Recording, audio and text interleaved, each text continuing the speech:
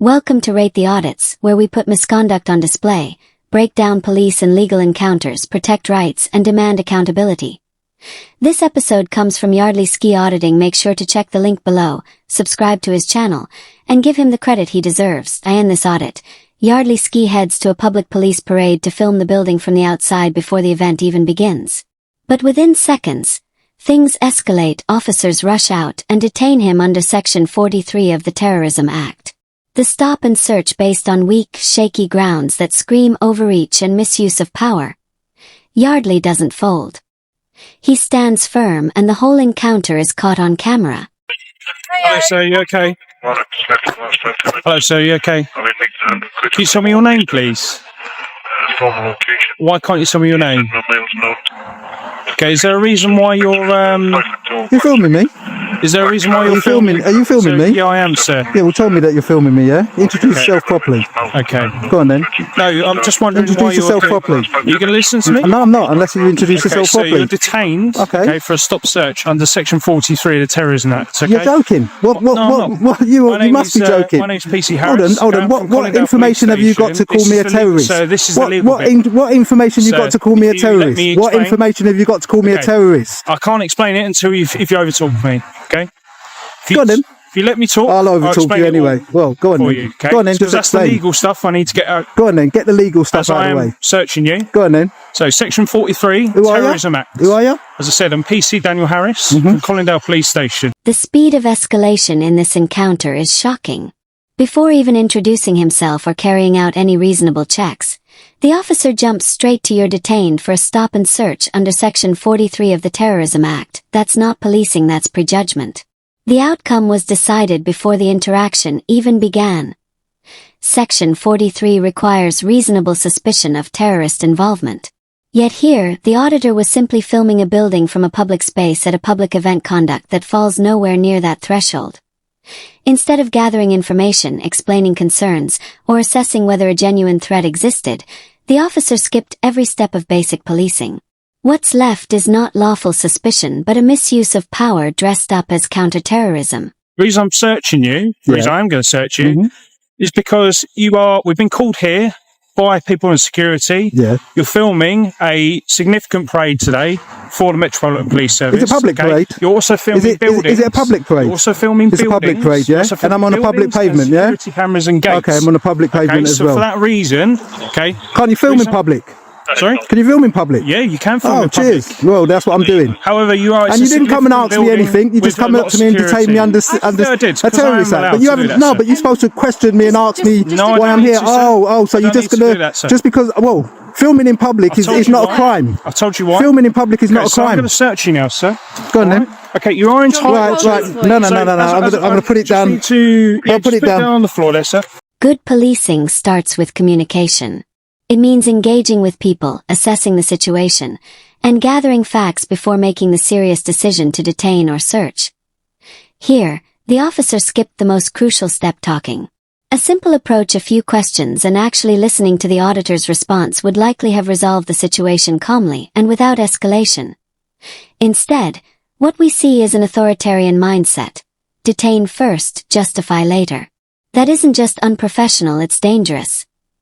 Section 43 of the Terrorism Act exists for genuine security threats, not as a catch-all excuse to detain anyone filming in public. Using it this way undermines trust, abuses power, and turns policing into intimidation. Can I pick up my camera? Of course you can, sir. So go on then, say that again. I'm alright, thank you. You're not going to listen to me anyway. Oh, no, I've got you on camera now. Now I can rewind it. The whole time, you've had it down there. Now I can rewind it again. Yeah, so... I can't remember that. Oh, you can't, yeah? Oh, that's bad being a police officer. So when you go to court and the judge asks you for stuff, you'll turn around and say, I can't remember, seconds after trying to give it all the big one. You must be a really corrupt police officer. You can't remember 2 seconds after saying something, yeah? Is that what you are as a police officer? You are a joker. Do you agree with me or don't you agree with me? I'm just coming to assist. Look, well, I'm just asking you a question, whether you're assisting or not. You're here. Out later. Yeah, I'm just saying. You heard what he said. You've been standing there, and he said that he stopped me under. No, you just heard what he said just then. I heard Come on. 43 of the terrorism. No, you heard him say that they've said that I've been here before. Yeah. Yeah. And is that a crime? Being here before filming? Do you think I should be stopped under section 43? I don't know why he stopped you under section 43. Okay. You'll have to ask him. Oh, well, he's not making much sense because he's already illegally detained me. If this really were a genuine terrorist threat, every officer on scene would be clear and confident about why the stop was happening. But that's not what we see here. The second officer hesitates, unable to explain the grounds, a telling sign that even he doesn't see the reasonable suspicion required under section 43. That uncertainty exposes the truth. The lead officer acted on impulse, not evidence. A legitimate security concern would have had every officer on the same page. Instead, one distances himself, showing this wasn't about law, it was about control. This is a textbook example of how snap decisions, made without legal footing or proper consultation, erode trust and turn policing into power plays. Why ain't your number on full display? Sorry? His number's not on full display. It is on full display. You can see Have a look. Have a look. Have a look. I can see it right now. No, you can't. 3620. No, that's because you know him. It's right there. Yeah. Well, I'm not looking there, am I? I'm not looking there. I'm looking here. I'm looking here. Don't Look. get too close, please. Oh, don't get too close. Why not? Because you it's was my close and business. personal. I'm just trying to write this out. Like Threatening? writing you a letter I've got a camera. Is that a threatening thing? You don't know what, like, Well, I'm looks telling threatening you, to I different am not people. threatening anybody. Okay, right. Okay? You've got it written down on a piece of paper. But I'm telling you, I cannot see it. Okay, well, maybe you should get some glasses then. Oh, you're being discriminative now. I've got a couple of. Are you being discriminative? Sir. What are you being discriminative? But I should get some glasses. No, hesitation. don't tell me I should get glasses. Just Don't, oh my God, He's me written your either. slip now. Don't start getting ignorant. An officer's shoulder number is a cornerstone of accountability. It's meant to be clearly visible so the public can identify officers, especially in moments where rights may have been violated. But instead of addressing the concern or correcting the issue, the female officer chooses to mock the auditor. After being detained on questionable grounds, the auditor raises a valid point, and rather than responding with professionalism or empathy, she resorts to snide remarks and dismissive sarcasm. When someone feels their rights have been abused, they expect officers to act with dignity and respect, not contempt. This isn't just poor judgment, it reflects an attitude fundamentally incompatible with professional policing. You illegally touched me up, yeah, which I totally feel degraded. If you want to argue about it after, I'm not going to argue There's about no what argument. I've written or There isn't anything. an argument. You're going to try and catch me out, whatever. No, there's no argument. You're free to walk around here, as I said, in the public. So if you want to film, So why wasn't that said? I'm happy now who you are. There's nothing that we need to be unhappy with, or the security team are unhappy with. You know you messed up, don't you? I mean, 43. I haven't messed up. Come on, 43. I haven't messed up. That is ridiculous. That's so ridiculous. You might think so. It is. But How many terrorists have you actually caught walking around covertly filming? By the way, yeah, in its very nature, in its very nature, right? Hostile reconnaissance under section 43 is overt filming, yeah, and I'm covertly filming. I've got my camera out. I'm in a public place. That should have been the last section that you come and try to detain me. Position, okay. If you were one of the security guards, they're protecting this parade today. Yeah.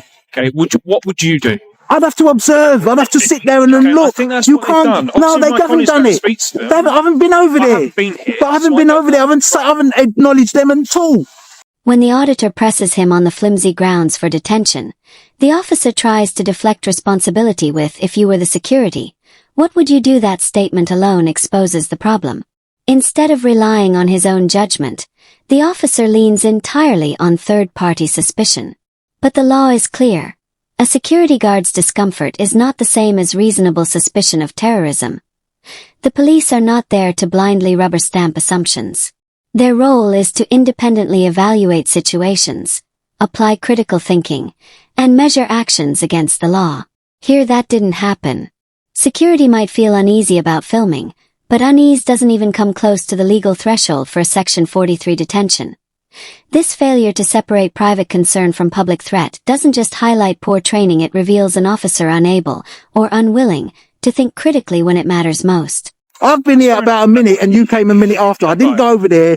They didn't see what I was doing. They saw me filming, which I'm lawfully able to film. yeah, legally. as So I they said, shouldn't be doing anything. As I said to you, Security isn't there to get you're- people you're- detained under Section 43. as I said, you are perfectly right in saying you can film, and that's not a problem. Yeah, It's not so a that's what problem. they should have been told.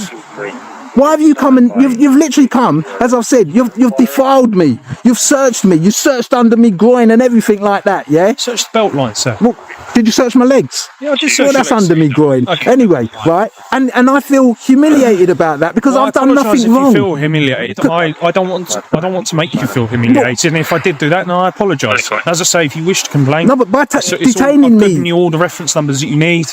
As I say, the full form is going to be completed as soon as I get back to the police station. So if you want to complain about it, by all means do.